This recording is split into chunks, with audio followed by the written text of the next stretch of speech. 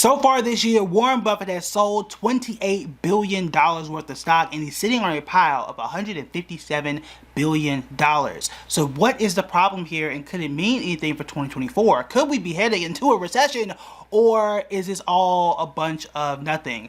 Let's go ahead and break it down.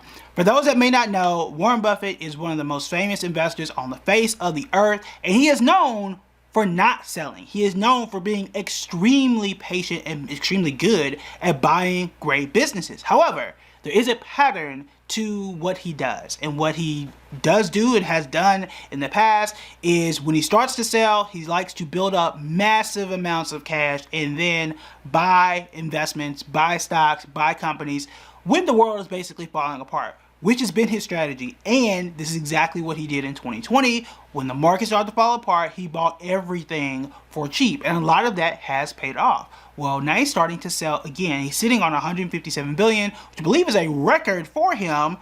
Could he be getting ready for something to fall apart in 2024? Because everybody has been predicting a recession for the better part of a year.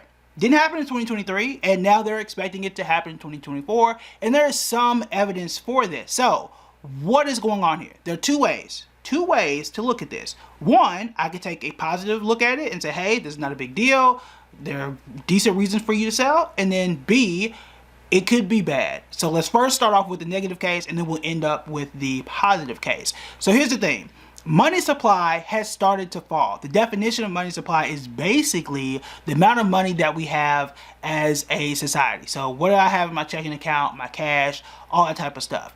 If it goes higher and we start to grow the money supply, that means two things. Number one, we have money to spend, and remember, 2/3 of our economy is based on consumption. So people can spend and grow the economy. If we have too much money, what's going to happen? We're going to run right into inflation, which is what happened during the pandemic. Due to stimulus checks, due to not traveling, in some cases people were saving money because they weren't going out. Like me, I wasn't paying daycare, no student loans.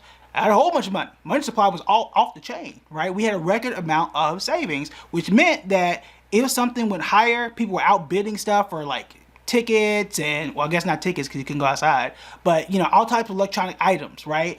Well, that money supply has started to drop. And in fact, it's dropped since from 2022 to now about 3.3%. That drop has been a signal. The last 4 times that we've seen money supply drop like that, it has not been good. So for example, 1920 to 2021, not great. 1929 to 1933, Great Depression. 1937 to 1938, and then 1948 to 1949.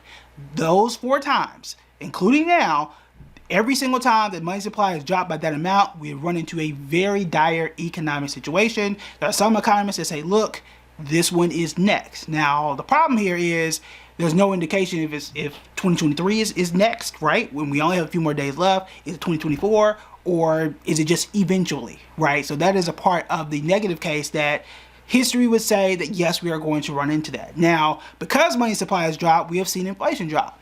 We've seen that, right? It used to be 9%, now it's around 3%. It's still too high, okay? I will admit that it's still too high, but that is something that can occur. If it continues to drop at a rate that's too much, then remember, we're not going to be able to spend. If we can't spend, these companies can't hire. They can't hire, unemployment, recession, right? And that is how that entire cycle could go if things are to go on the route that they are. And you could argue that he has sold to prepare for that, and that he's looking at money supply and everything else in the economy, and he's just getting ready to buy something for the cheap.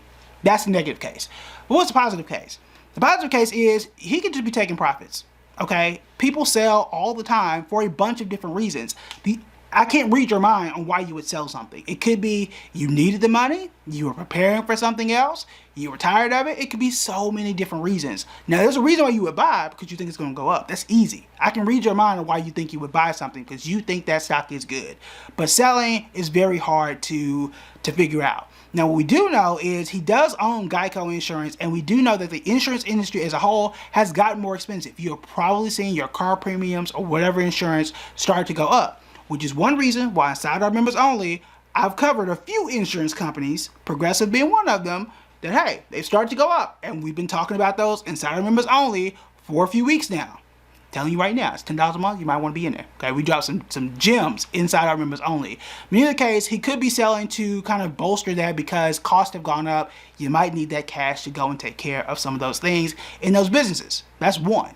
I could also say that, look, money is easy to come by right now. What I mean by that is you're getting paid in some cases 4 to 5% in a savings account. Now, I'm not telling you that Warren Buffett is putting $157 billion in savings, okay? But what I am telling you is you can get paid very well off of just cash with very, very little risk. And making 4 or 5% on $150+ billion with zero risk or near zero risk, that's easy.